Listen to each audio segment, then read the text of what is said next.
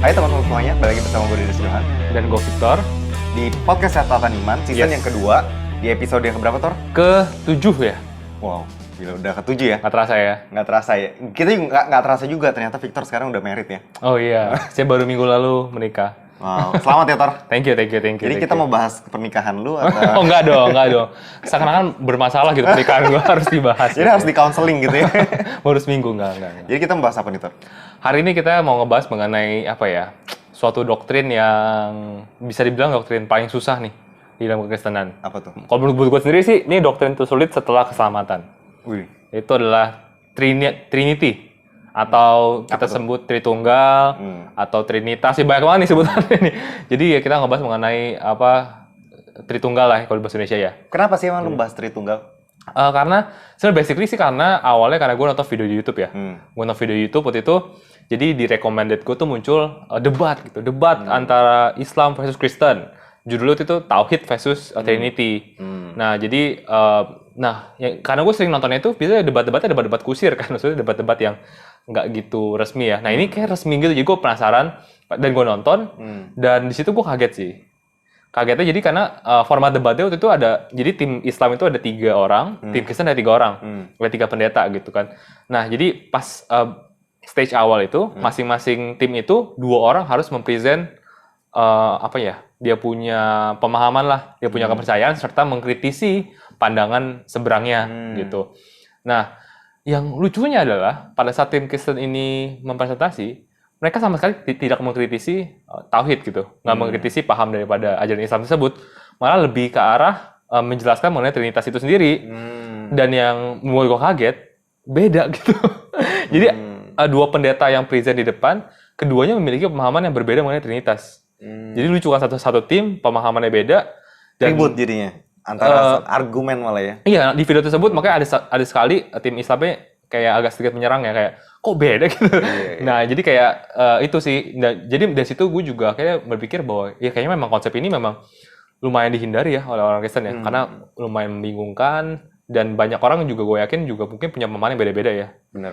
Mungkin ada orang yang mungkin pemahamannya bahwa Allah Bapa itu posisi lebih di atas, kedua itu Putra, dan ketiga Roh Kudus. Jadi kayak padahal sebenarnya kan mereka co-equal gitu. Jadi itulah banyak hal lah konsep-konsep mengenai Trinitas ini yang mungkin hari ini gue mau bahas melalui video ini. Boleh. Gitu. Kita mau nonton dulu atau kita mau langsung bahas? Nonton dulu. Jadi biar kita enak, jadi kita nonton dulu beberapa part videonya. Setelah itu baru kita bahas. Oke.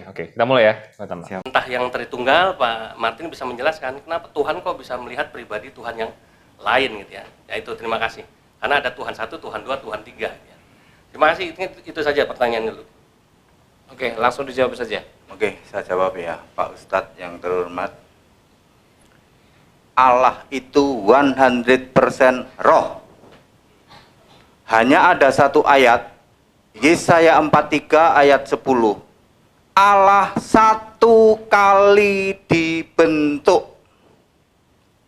Hanya satu kali. Yaitu sama persis dengan Yohanes 1 ayat 14. Yesus. Yang menjadi masalah adalah ketika Yesus menjadi manusia 100% bukan Allah. Dia adalah manusia. Lalu siapa yang jadi Allah? Ketika Yesus jadi manusia, yang jadi Allah, Yesus membuat kiasan untuk dirinya, yaitu Bapa. Oke, kita stop sampai situ dulu ya. Jadi ini baru tahap present. Jadi salah satu pendetanya dia sedang mempresent mengenai Trinitas ini. Dan kayak so far nggak ada masalah ya. Lu ada mau komen nggak dikit? Enggak sih. Sebut lanjut. Enggak ada. Oke, lanjut ya. Entah yang Tritunggal, Pak Martin bisa menjelaskan kenapa Tuhan kok bisa melihat pribadi Tuhan yang lain gitu ya. Yaitu terima kasih. Karena ada Tuhan 1, Tuhan 2, Tuhan 3. Ya. Terima kasih. Itu saja pertanyaan dulu. Oke, langsung dijawab saja. Oke, saya jawab ya, Pak Ustadz yang terhormat. Allah itu 100% roh. Hanya ada satu ayat, Yesaya 43 ayat 10. Allah satu kali dibentuk. Hanya satu kali. Yaitu sama persis dengan Yohanes 1 ayat 14. Yesus. Yang menjadi masalah adalah ketika Yesus menjadi manusia 100% bukan Allah. Dia adalah manusia. Lalu siapa yang jadi Allah? Ketika Yesus jadi manusia, yang jadi Allah, Yesus membuat kiasan untuk dirinya, yaitu Bapa. Hanya satu ayat Alkitab yang mengatakan Bapa itu kiasan Yesus. Hanya satu ayat, Yohanes 16 ayat 25. Tidak ada ayat lain. Jadi ketika Yesus jadi manusia, dia membuat kiasan untuk Allah adalah Bapa. Kiasan itu maksudnya mungkin diperjelas pakai bahasa yang lain, Pak. Bahasa itu roh. Yesus yang manusia, dia Allah rohnya itu Bapa. Oh, tapi itu adalah Yesus juga. Yesus juga. Sebab ketika ditanya, Stefanus nanya, Yesus, dari tadi nih Yesus nih ngomong Bapa terus. Siapa sih Bapa itu? Stefanus, Filipus. Ya Pak, sorry Pak, Filipus Pak. Filipus, dari kemarin kamu kan ikut aku terus. Siapa lihat? Aku lihat Bapa. Siapa kenal aku, kenal Bapa. Aku dan Bapa adalah satu. Bapa tidak pernah terdengar suaranya. Oh, rupanya pun tidak pernah kamu lihat. Yohanes 5 ayat 37.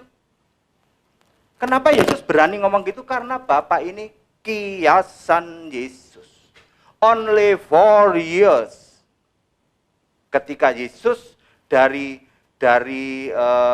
pelayanan, yaitu dia memakai kiasan Bapa hanya 4 tahun. Tok hanya 4 tahun. Banyak orang mengatakan berarti Yesus itu Allah jadi Allah. Tidak. Yesus ketika jadi manusia, iya manusia. Tetapi bukan ciptaan. Sebab dia menyalahi hukum-hukum penciptaan. Rohnya tidak diambil dari Kejadian 1 ayat 27 tetapi dari Roh Kudus. Oke, ini kita stop sampai di sini dulu ya, Dan. Dan di sini sudah mulai agak-agak sedikit kontroversial kalau buat gue ya. Karena dibilang bahwa saat Yesus ke bumi itu, Yesus 100% manusia tapi bukan Tuhan sama sekali. Nah, ini mungkin lu ada komen sedikit gak mengenai ini sebelum kita lanjut ke part terakhir? agak bingung sih yang dia ngomong tuh, kayak dia tapi dia bilang Allah juga Yesus tadi dia ngomong kan. Jadi agak apa ya, yang dia ngomongin sendiri juga udah berlawanan dengan dengan dirinya sendiri. Jadi udah, tapi ya kalau kita ngomong kan ya udah pasti Yesus adalah Tuhan gitu. Iya, Sebenarnya dia memang 100% manusia tapi dia juga 100% Tuhan. Bahkan dari namanya juga udah udah include gitu. Maksudnya Yahweh, maksudnya Yeshua kan Yahweh save, sebenarnya Yahweh ya Tuhan Allah. Dan mungkin dia kalau cuma lihat dari 1 Yohanes segala macam, tapi kan kita juga bisa lihat bahwa di ayat lain juga dikatakan bahwa in him, in Jesus dwells the Godhead bodily gitu. The Godhead bodily. Jadi intinya adalah ya Tuhan itu adalah kepenuhan daripada seluruhan Tuhan gitu, Godhead gitu. Jadi kalau dia bilang 100% manusia, terus maksudnya agak kurang lengkap lah ya, mungkin kurang lengkap. Kalau menurut lu gimana tuh? Sama sih. Menurut gue ini juga, makanya gue juga sempat kaget sih pas awal ini. Dan ini kan sebenarnya sesi tanya jawab kan. Dan makanya gue sempat mengerti juga kenapa yang tim Muslim ini bingung gitu kan. Karena memang jujur apa yang dikatakan pendeta tadi, ini sih menyalahi atau enggak agak sedikit menyimpang dengan standar yang mostly majority orang Kristen percaya bahwa saat kan yang kita percaya bahwa adalah Yesus, Bapa, Putra, dan Roh Kudus itu adalah sebenarnya satu what, satu being Tuhan, tapi 3 who, 3 pribadi. Tapi Yesus itu satu who, 2 what gitu. Satu who maksudnya adalah ya pribadi Yesus, tapi punya 2 being, fully God and fully man. Jadi 100% Tuhan dan 100% manusia. Cuman, gue kaget pasti bilang manusia total gitu 100%. Dan sedangkan Bapa cuma kiasan. Lalu yang saat Yesus melakukan keajaiban dari mana gitu? Kalau Bapaknya di atas nggak ada, tapi dia juga manusia fully. Jadi itu di sini yang sebenarnya. Tapi kita akan bahas lebih lanjut nanti. Kita nonton part terakhirnya. Karena part terakhirnya juga menurut gue lumayan seru karena di part terakhirnya ini tim Muslim ini bilang kok beda gitu. Antara dua pendeta ini beda. Kita coba saksikan ya. Yesus Allah yang benar. Nah, terus perbedaannya pemahaman Pak Hendri dengan Tritunggal itu apa yang paling mendasar? Lawang Tritunggal itu nggak ada kok Pak. Apa yang mau dipahami dengan Tritunggal? Nah ya, terus ya perbedaannya mendasar itu apa menurut penjelasan gampangnya. Lawang mereka menganggap Allah itu pribadi kok. Kan tadi sudah bilang pribadi lagi ke mall belum pulang-pulang. Tapi Pak Martin tadi bilang bukan. Iya biar. Tidak ada ayat Alkitabnya. Oke. Oke, kita stop sampai di situ ya. Jadi di terakhir, Pak Pendeta ini dibilang bahwa ya sebenarnya nggak ada Tritunggal karena dia memang percayanya bahwa Tuhan itu satu lah. Jadi sebenarnya Tritunggal itu ya penting nggak penting dan nggak ada gitu istilahnya. Oke, kita mulai masuk pembahasan nih, Den. Nah, mungkin kita nggak langsung ngebahas mengenai yang ke situ dulu, tapi kita ngebahas dulu mengenai tadi kan juga sempat di-mention bahwa memang Tritunggal itu kita nggak bisa temukan di ayatnya ya. Iya. Kita nggak bisa temukan kata-katanya di dalam Alkitab. Nah, tapi gue yakin bahwa Tritunggal ini adalah suatu konsep yang mau nggak mau keluar karena dari apa yang dikatakan dalam Alkitab gitu kan. Nah, dari lu sendiri nih, kira-kira apa sih menurut gue ayat-ayat atau cerita di dalam Alkitab yang akhirnya membuat orang-orang tuh percaya dan konsep ini bisa lahir gitu? Yang pertama mungkin dari kejadian itu mungkin kejadian pertama dikatakan Allah berfirman. Allah di situ kan Elohim. Elohim itu sebenarnya itu plural sebenarnya. Ya, betul. Jadi bukannya satu Tuhan tapi gods gitu loh. Gods itu dalam lebih dari satu sebenarnya, itu plural itu. Itu dari awal pertama. Kemudian kita juga lihat ketika Tuhan Yesus dibaptis, itu juga ini udah paling terkenal dengan Trinitas nih, mungkin maksudnya ketika dia dibaptis, keluar dari baptisan air ada Roh Kudus turun dalam bentuk burung merpati dan Allah Bapa ngomong langsung. Itu semuanya itu terkumpul ya. Terkumpul dan ya kita juga sama-sama lihat lah, maksudnya ketika Tuhan Yesus juga transfigure dan dia setelah dibaptis dia punya rohnya udah di dalam dia dan dia transfigure dan Allah Bapa sendiri yang ngomong bahwa this is my only son, hear him gitu. Sampai Petrus dan kawan-kawan itu menjadi eyewitness dan dia juga jadi takut gitu. Jadi kalau menurut gue itu memang nggak ada secara tertulis Trinitas atau Tritunggal, tapi bukan berarti itu nggak ada. Sama kayak kita cuma ada badan kan, nggak kelihatan kan, ada roh, ada jiwa gitu. Tapi kita at some point maksudnya, lu tahu lu nggak cuma badan gitu, lu nggak cuma kayak robot yang cuma punya badan gitu. Ya kita juga ada jiwa, ada ya hanya karena nggak kelihatan, hanya karena nggak tertulis, bukan berarti itu nggak ada gitu maksudnya. Itu sih mungkin ya. Kalau menurut lu sendiri gimana, Tor? Yang gue pelajari sih memang juga itu sih, memang Trinitas itu nggak ada di dalam Alkitab, tapi ini ada suatu konsep yang bisa dibilang mengganggu dan akhirnya mau nggak mau gitu harus ada konsep ini. Karena apa? Karena para pendeta gereja mula-mula saat dia mempelajari Alkitab, mereka menemukan di Deuteronomy 6 yang Shema itu bahwa dengar Israel bahwa Allah itu satu. Dan itu adalah sebenarnya kan kurang lebih kayak kalau di Muslim itu syahada ya. Syahada itu apa yang bisa diulang oleh umat Muslim, yang la ilaha illallah itu syahada kan. Nah, kalau di Jews itu namanya Shema. Itu tuh. Shema Israel. Jadi Shema Israel. Sedangkan di Perjanjian Baru, kalau kita ingat ada Great Commission ya, Matius 26. Di situ kan dibilang bahwa pergilah dan jadikan semua bangsa muridku dan baptislah mereka dalam nama Bapa, Putra dan Roh Kudus.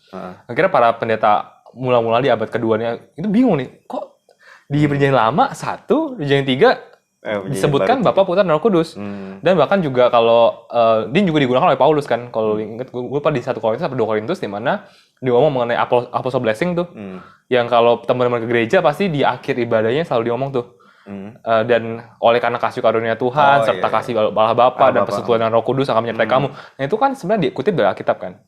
Dari Paulus. Nah, itu sudah ada tuh dari dulu terms mengenai itu. Jadi kayak pendeta mula-mula bingung kayak gimana caranya bisa mereconcile di Perjanjian Lama 1 tapi Perjanjian Baru 3 dan begitu jelas gitu. Nah, akhirnya dari sinilah muncul namanya konsep Trinitas. Dan itu pertama kali tuh dikemukakan oleh nama pendeta mula-mula Tertullian.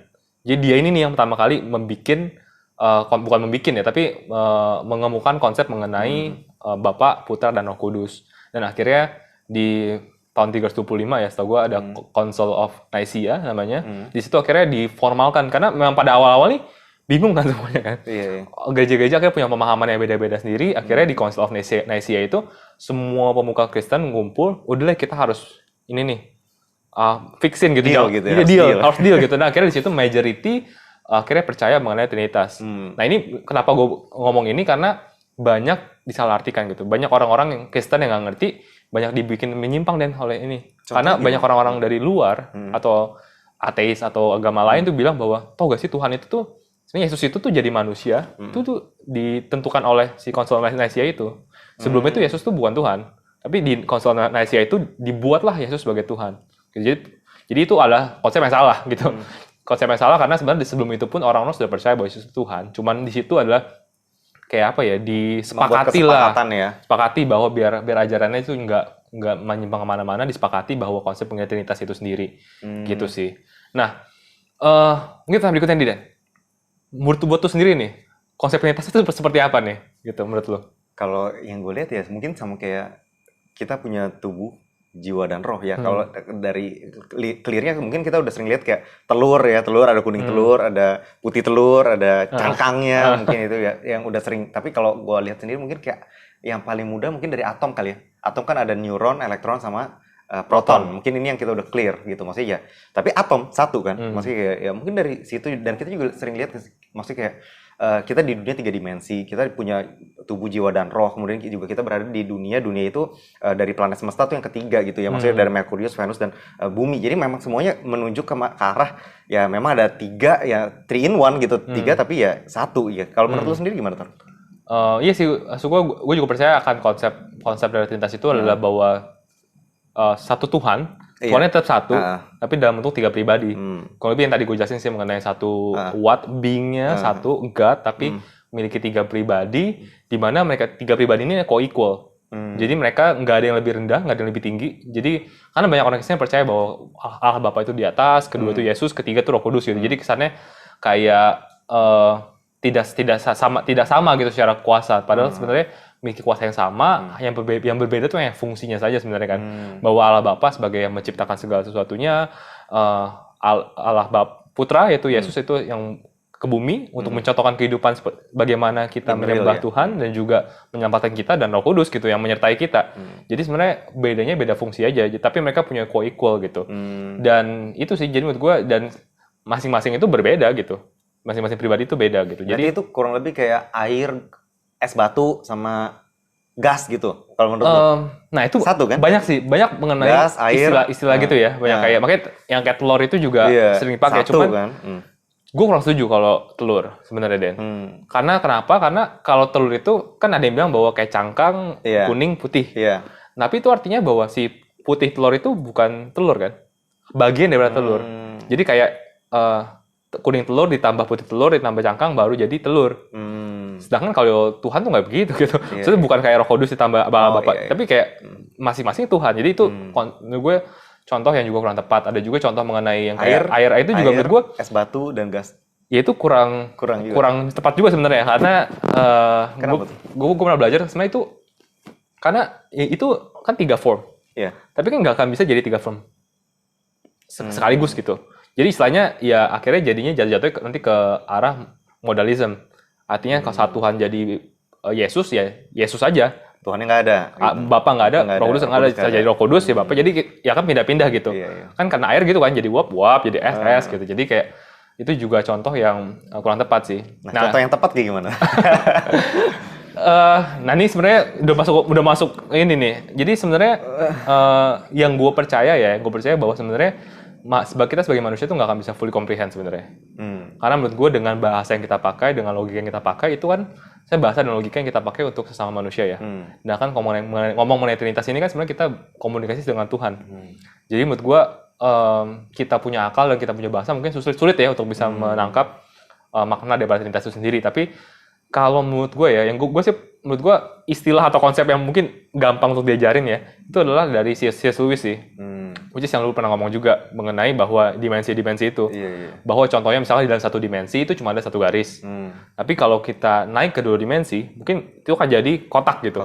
Jadi 4 buah garis jadi satu kotak. Tapi kalau naik ke 3 dimensi, itu jadi sebuah kubus. Makanya 6 buah kotak jadi sebuah kubus. Dan sebenarnya bisa naik lagi ke 4 dimensi gitu. Gue bahkan kalau teman-teman bisa search itu sebenarnya 4 dimensi itu ada gitu. Secara matematika itu mungkin gitu. Dan ada yang namanya hypercube. Itu tuh secara matematika bisa diformulasikan, tapi secara real nggak bisa. Kenapa? Karena kita hidup di 3 dimensi. Gitu. Jadi secara 3 dimensi nggak akan bisa terrealisasikan sih gitu. Jadi, walaupun secara matematika bisa. Nah menurut gue kayak konsep Trinitas itu juga seperti itu sih.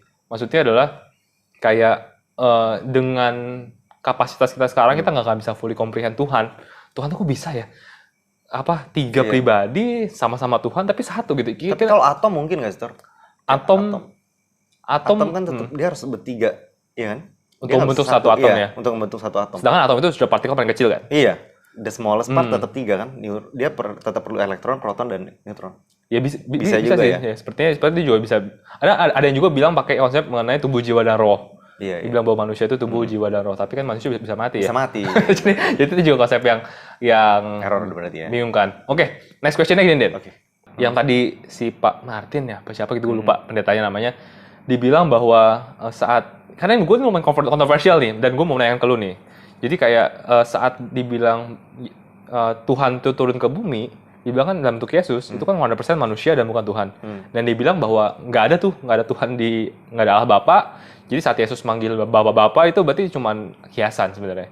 Sebenarnya nggak ada, dan ya cuma kiasan aja, seakan-akan ada gitu. Nah itu menurut pendapat tuh gimana?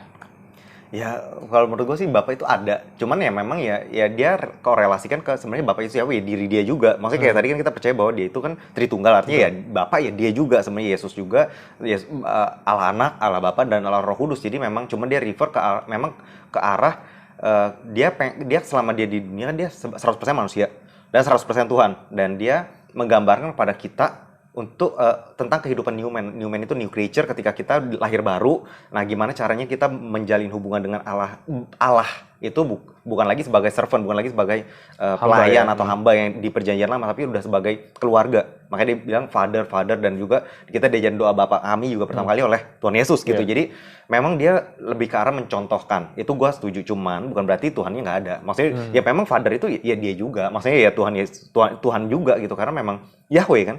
Yahweh ya dia sebagai di dunia sebagai Yesus, Yahweh save, dia sebagai penyelamat, tapi dia juga sebagai Elohim gitu, sebagai creator juga, tetap ada juga dia di surga juga ada, bukan berarti dia di dunia terus di surga kehilangan the presence of God gitu, terus malaikat pada bingung gitu, ini kemana nih bos, gue nggak kayak gitu juga sih. Kalau menurut lu sendiri gimana tuh? Iya, gue juga makanya gue sempet bingung sih pas dengar ini, karena kayak pada saat yang lu bilang tadi Yesus dibaptis kan ada suara di atas kan, itu suara siapa gitu? Kalau kalau cuma kiasan doang, nggak ada bapaknya, tapi kenapa bisa ada suara dari atas gitu? Itu juga bingung sih, dan sebenarnya makanya menurut gua pendeta ini gimana ya? Bukannya gue udah menyimpang ya, karena kalau menyimpang tuh kesannya kayak gue lebih sesat gitu ya. kayak gue lebih pintar, padahal enggak gitu kan. Maksud gue kita juga bukan dalam kapasitas kayak selevel dia, mungkin dia lebih baik tahu. Cuman apa yang dia percaya itu menurut gue kayak dipercaya oleh minoritas lah, orang Kristen gitu, bahwa namanya itu setelah gue pelajari ya, namanya modalism gitu. Modalism itu yang tadi bahwa percaya bahwa Yesus itu semua Tuhan itu cuma satu, tapi dia bisa ada 3 form yang dia bisa berpindah-pindah. Gitu. Ini kayak tadi air, gas sama itu ya, sama es batu ya. Jadi ketika dia kalau belum nonton, ini mungkin analoginya agak ini ya. Gue tiba-tiba terlintas tuh kayak agak lucu sih, kayak Kamen Rider gitu, pernah nonton nggak sih? Pernah. Kamen Rider cuma satu, tapi dia bisa berubah kan. Lawan sini jadi yang warna merah, lawan ini jadi warna biru, tapi dia tetap satu. Di saat bersamaan dia nggak bisa jadi 3 Kamen Rider gitu. Nah, yang modalisme tuh kayak gitu. Jadi saat Tuhan itu jadi Yesus, bahwa ya di Bapa nggak ada Tuhan lagi di bumi. Tapi saat itu dia naik, ya sekarang udah ada Allah Bapa gitu. Jadi kayak itu yang sebenarnya dibilang ya minoritas lah yang Kristen percaya itu. Mayoritas percaya bahwa ya tetap ada Allah Bapa, Putra, dan Roh Kudus bersamaan. Gitu. Jadi kayak itu sih yang gue juga kaget sebenarnya bisa disebutkan di dalam debat lagi ya. Debat ini gitu. Dan gue wajar kalau orang bingung gitu, karena gue yang nonton bingung gitu. Kok bisa beda pendapatnya? Oke, next pertanyaan ini, Dan. Menurut lo apa sih pentingnya sama konsep ini? Maksudnya kan ini adalah doktrin yang ya oke lah tahu gitu, tapi kayak seberapa penting sih menurut lo doktrin Trinitas ini?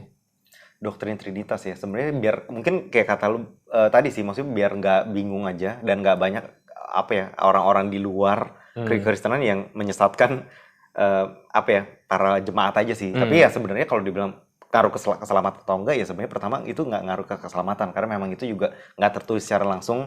Nah, cuman mungkin ini bagusnya supaya kita lebih mengerti tentang analogi yang dipakai sama Tuhan Yesus ketika dia ngomong Allah Bapa, kemudian ketika dia bilang dia akan pour His Spirit gitu, maksudnya ini dia akan memberikan rohnya gitu kepada seluruh orang percaya. Ini jadi kita ngerti gitu tentang analogi yang dipakai sama Tuhan Yesus dan kenapa dia pakai itu sih, maksudnya kenapa dia berdoa Bapa gitu, dan kenapa Tuhan Yesus juga dibilang dia adalah the firstborn of all creation, kemudian itu menjadikan Tuhan Yesus adalah penciptaan juga sama kayak kita, ya itu mungkin lebih ke arah sana. Karena mungkin lebih jahatnya adalah kalau ada orang-orang yang dia bekas Kristen, terus dia murtad, maksudnya, dan dia ngeklaim ini ke orang Kristen. Nah, Aneh berarti banget Yesus nih. berarti the firstborn, berarti dia ciptaan juga. Iya, iya, Maksudnya ini iya, yang, iya. oh iya, berarti kalau dia ciptaan berarti dia tuh bukan Tuhan. Nah, berarti kalau dia bukan Tuhan berarti dia memang bukan dari everlasting from everlasting, tapi dia ya everlasting aja. Dia bukan eternal gitu tepatnya ya. Nah, ini hal-hal yang akhirnya kita mungkin jadi oh berarti Kristen salah. Nah, ini ya ujung-ujungnya ketika Kristen salah, jadilah orang murtad. Nah, ini yang mungkin tujuan awalnya supaya kita nggak gampang goyah aja, Stor. Kalau menurut lu sendiri gimana?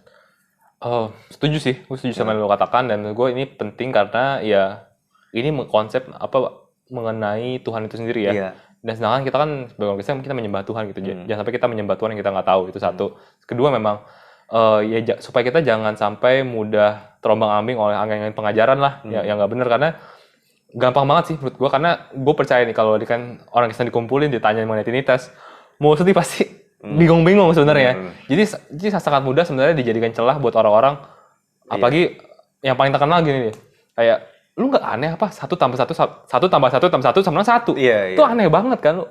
Terus kayak orang-orang yang nggak paham tuh kan, iya ya kok sama, lu yakin apa yang lu percaya gitu. Itu kayak mudah banget sebenarnya diserang mengenai Trinitas ini, karena memang konsepnya sulit dan nggak banyak orang yang peduli untuk mengerti. Makanya menurut gue walaupun kita juga nggak ahli-ahli banget ya, tapi kita juga, kenapa gue juga mau bikin podcast ini sehingga at least bisa sedikit lah memperlengkapi teman-teman semua gitu.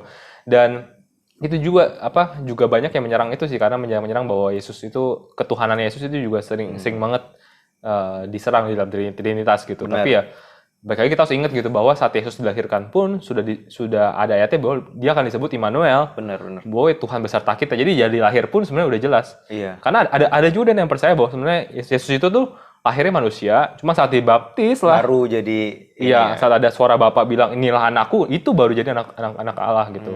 Baru jadi son of God. Jadi padahal sebenarnya dari lahir gitu. Jadi itu ya banyak konsep-konsep yang akhirnya bisa menyerang lah kalau kita Membingungkan lah ya. nggak punya paham mengenai doktrin ini.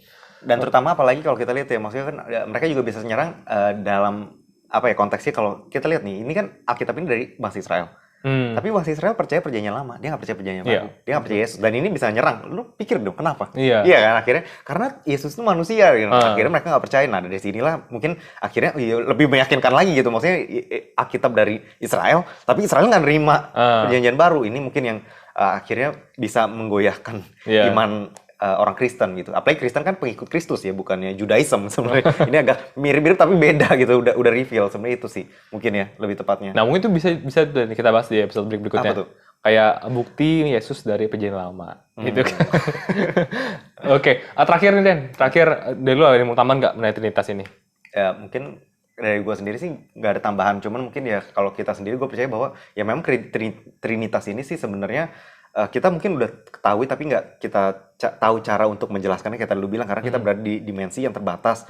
Cuman ya paling tidak kita udah membantu memperlengkapi dalam sedikit pengetahuan supaya kalian juga bisa tahu kalau memang Yesus itu benar-benar the expression of Godhead bodily gitu. Jadi benar-benar pure Tuhan gitu, bukan cuman dia adalah manusia. Dan untuk orang-orang yang berusaha berdebat segala pun ya kalian bisa dari namanya Tuhan Yesus itu sendiri juga Yahweh gitu sebenarnya. Yahweh save. Jadi di situ ada nama Tuhan di situ, dan kita sering lihat ayat-ayat di mana kayak Tuhan Yesus nggak mengetahui sesuatu, contohnya kayak pohon ara lah, itu sebenarnya dia pakai untuk mengajari sesuatu. Dan juga kita lihat bahwa di ayat-ayat awal ketika Tuhan Yesus dilahirkan dikatakan juga Jesus itu grow in wisdom and favor with God. Jadi kayak dia bertumbuh, berarti artinya dia nggak dari awal nggak tahu semua. Ya itu karena memang dia dianalogikan sebagai 100% manusia gitu. Dan kenapa Tuhan Yesus juga pernah bilang kan, maksudnya dia anak nggak tahu kapan dia akan kembali, the second coming. Nah ini yang wah gila, maksudnya kalau dia Tuhan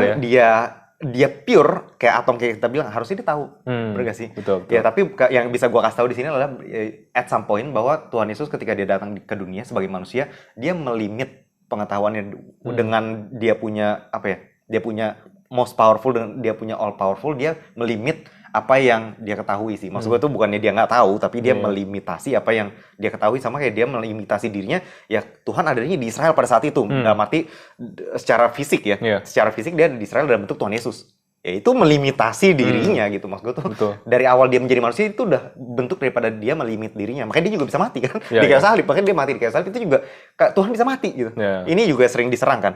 Kalau dia Tuhan dia nggak mungkin mati. Betul. Nah itu sih maksud gue dia, karena memang Tuhan ya kan, Tuhan punya kemampuan juga untuk melimit dirinya untuk mati, untuk menyerahkan nyawanya gitu, untuk menyerahkan nyawanya dia bisa ngelakuin itu. Yang kita mungkin gila nggak mungkin lah Tuhan mati gitu. Tapi ya dia bisa mati dan dia bisa bangkit lagi gitu. Iya. Yang ini yang kita nggak gitu pahami secara keseluruhan karena memang dia berada di dimensi yang berbeda dan dia all powerful mungkin Iya. gitu ya. Betul. Kalau dari lu Thor, ada yang lu pengen tambahin? Dikit aja sih paling karena menurut gue lu jelasin cukup jelas sih bahwa memang kita nggak akan bisa fully comprehend, itu yang pertama kita tahu, tapi bukannya arti kita nggak bisa have no clue, bukan arti kita nggak punya dasar, kita punya dasar, kita bisa figure it out, tapi kita nggak akan bisa fully comprehend sih mengenai Tuhan, karena kalau kita udah bisa fully comprehend Tuhan, berarti kita sama dengan Tuhan. Iya.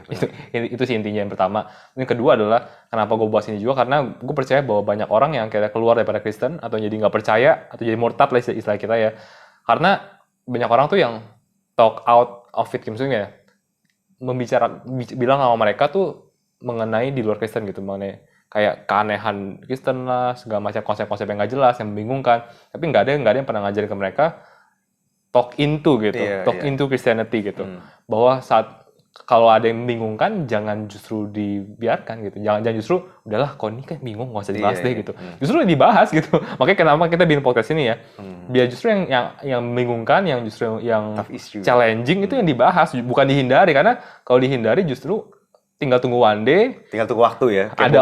Ada orang yang men-challenge dia, atau nggak ada situasi yang men-challenge dia akan dan dia nggak bisa jawab. Gitu. Kenapa ya?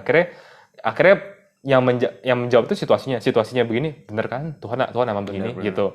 Jadi mendingan untuk itu sih, makanya menurut gua semoga sih, walaupun kita juga belum level pendeta ya, tapi at least kita bisa level rasul ya. Waduh, lebih tinggi lagi dong. Tapi at least bisa semoga bisa episode ini lah, semoga bisa memberkati teman-teman semua dan menambah wawasan serta pemahaman mengenai konsep daripada Trinitas, Tritunggal, Trinity, Triune, banyak lah sebenarnya istilahnya gitu. Trinitarian. Gitu. Oke, paling sekian dulu Den ya buat episode kali ini. Buat teman-teman yang mau tanya-tanya lebih lanjut, boleh langsung komen ke Instagram gue di @victorditia. Lu di mana? Atau gue di @denis.johan. Atau di Instagram kita boleh komen-komen di @catataniman.id. Oke, kalau gitu pokoknya sekian dulu buat podcast kita kali ini. See you in another episode. God bless.